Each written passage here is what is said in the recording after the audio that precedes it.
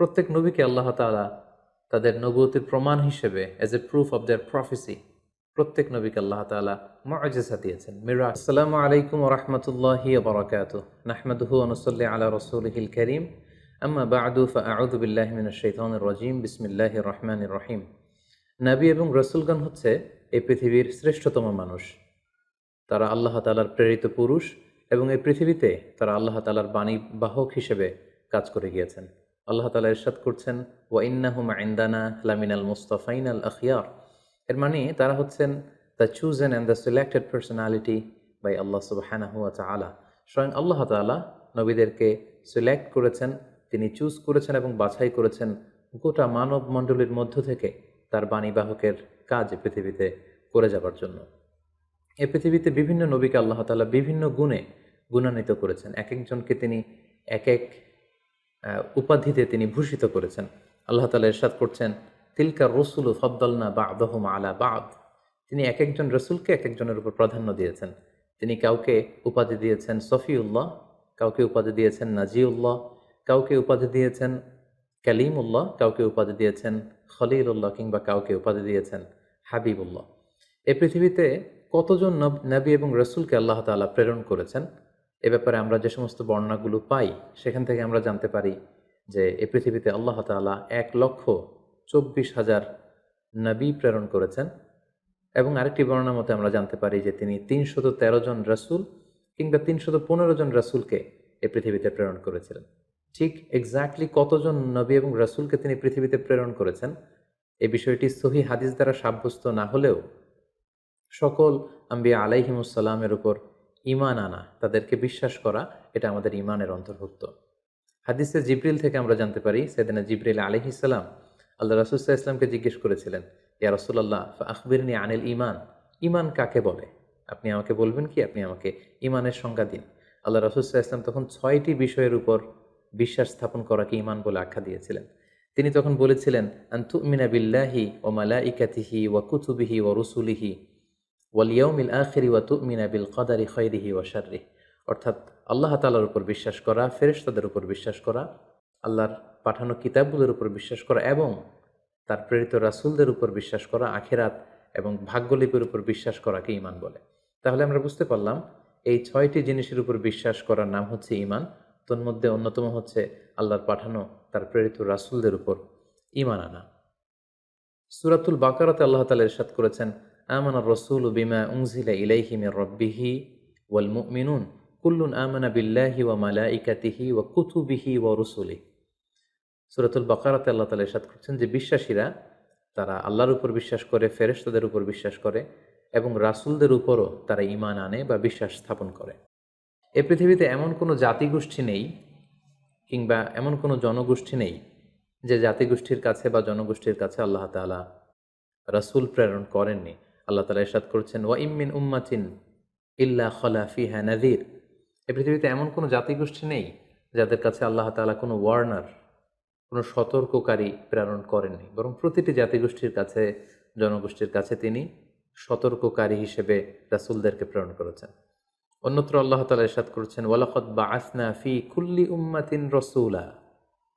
আমি প্রতিটি উম্মতের কাছেই আমার প্রেরিত পুরুষ রাসূলদেরকে প্রেরণ করেছি, যারা তাদের কাছে ঈমানের দাওয়াত দিয়েছে, তাওহীদের দাওয়াত দিয়েছে, আখিরাতের দাওয়াত দিয়েছে।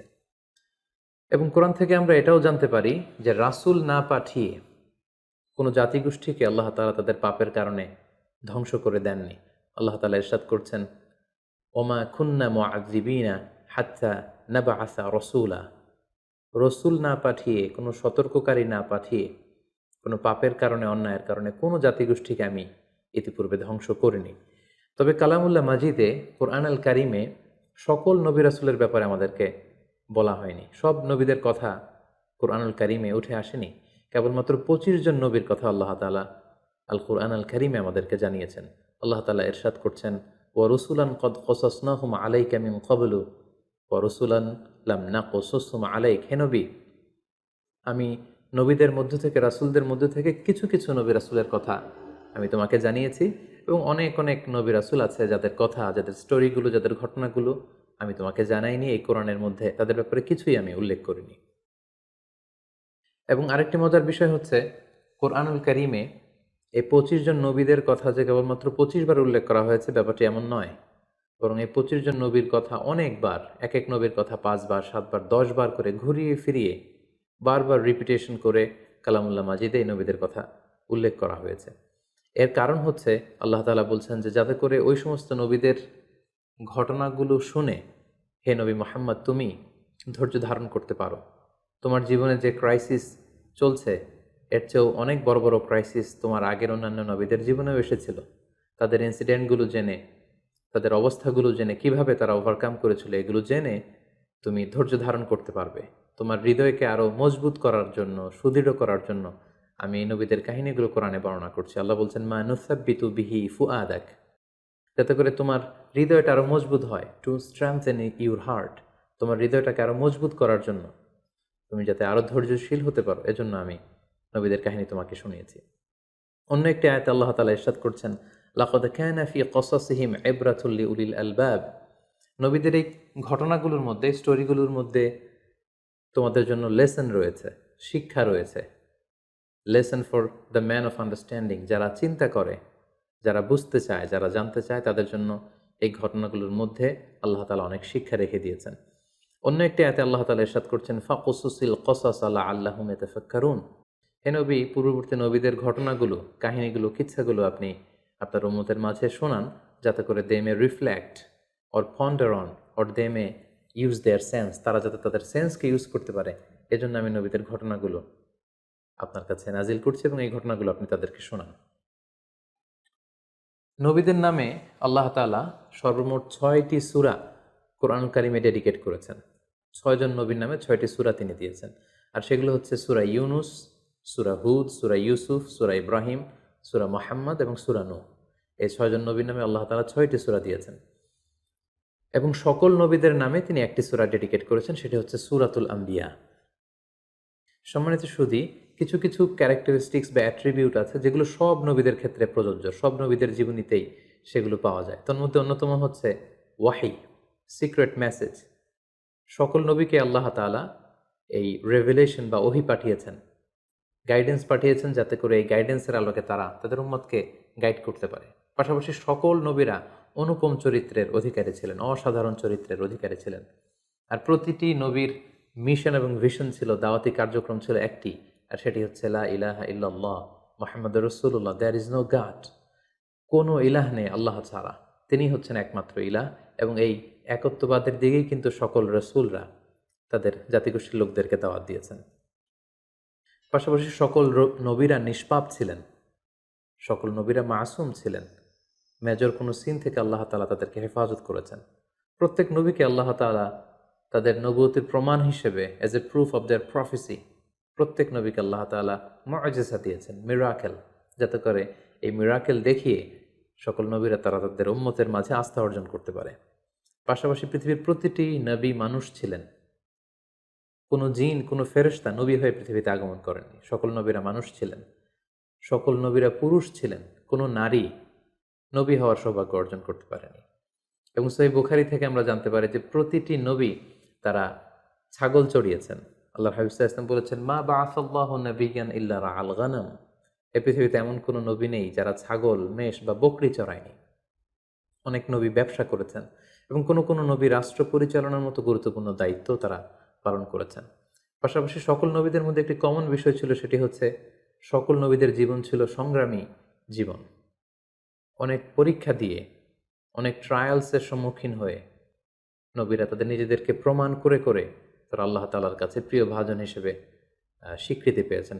আল্লাহর হাবিব সাল্লাল্লাহু আলাইহি ওয়াসাল্লাম ইরশাদ করেছেন আশাদ্দুন নাসি বালাআন আল আম্বিয়া, মানুষের মধ্যে সবচাইতে বেশি বালা, মুসিবত বা পরীক্ষার সম্মুখীন হয়েছিলেন নবীরা। পাশাপাশি আল্লাহ তাআলা নেয়ামত দিয়ে যাদেরকে ধন্য করেছেন তাদের মধ্যে র্যাঙ্কিং নাম্বার 1-এ রয়েছেন নবীরা। আল্লাহ তাআলা বলছেন আনআমাল্লাহু আলাইহিম মিনান নাবিয়্যিন ওয়াস সিদ্দীকিন ওয়াশ শুহাদাই ওয়াস সালিহিন, আল্লাহ তাআলা যাদেরকে নেয়ামত দিয়েছেন তাদের প্রথম ক্যাটাগরিতে হচ্ছে নবীরা, তারপরে সিদ্দিকরা, তারপরে শাহিদরা এবং তারপরে হচ্ছে যারা সলেহ বা সৎ কর্ম সম্পাদনকারী তারা। এবং এই পৃথিবীতে আল্লাহ তাআলা আদম আলাইহিস সালাম থেকে আল্লাহ রাসূল সাল্লাল্লাহু আলাইহি ওয়াসাল্লাম পর্যন্ত যত নবী পাঠিয়েছেন সব নবী ইন্তেকাল করেছেন, নতুন করে আর কোনো নবী আসবেন না। শুধুমাত্র কেবলমাত্র একজন নবী ইন্তেকাল করেননি, তিনি হচ্ছেন ঈসা আলাইহিস সালাম, তাকে আল্লাহ তাআলা আকাশে উঠিয়ে নিয়েছেন এবং শেষ জামানায় দাজ্জালকে হত্যা করার জন্য আল্লাহ তাআলা ঈসা আলাইহিস সালামকে এই পৃথিবীতে আবার তিনি প্রেরণ করবেন। এভাবে আল্লাহ তাআলা নবীদেরকে নানা বৈশিষ্ট্যমণ্ডিত করেছেন। প্রিয় সুধী, ফলে আমরা জানতে পারলাম নবীরাই হলেন এই মহাবিশ্বে মহাকালের মহামানব এবং তারা আমাদের জন্য অনুকরণীয়, অনুসরণীয় এবং মডেল বা আদর্শ। প্রফিট সিরিজে বেসিকলি আমরা জানার চেষ্টা করব পবিত্র কোরআনে বর্ণিত 25 জন নবী এবং রাসূলদের সংগ্রামী জীবন কাহিনী।